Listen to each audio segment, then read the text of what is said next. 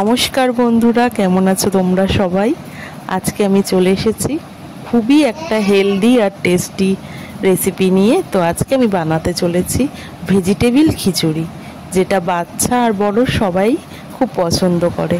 তো তোমরা দেখে না, আমি এখানে খিচুড়ি বানানোর জন্য নিয়ে নিয়েছি নানা রকম ভেজিটেবিল, যার মধ্যে রয়েছে বিনস, ভেন্ডি, আলু, বিট, পেঁপে, কুমড়ো আর একটু সামান্য টমেটো, আর কিছু সয়াবিন, আর হচ্ছে 2 রকমের ডাল আর একটু পাঁচফোড়ন।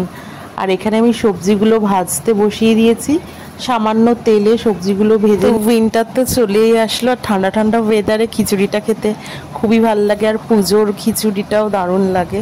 তো আজকে আমি খিচুড়িটা বানিয়েছিলাম ডিনারে। তো ডিনারে রোজ একরকম খেতে ভালো লাগে না, তো আমি নানা রকম ঘুরিয়ে ঘুরিয়ে খাবার বানানোর চেষ্টা করি।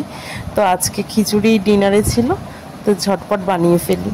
সব কিছু 2 মিনিট ফ্রাই করার পর কুকারে দিলাম 2টো হুইসেল, আর আমার খিচুড়ি রেডি, ডিনার রেডি।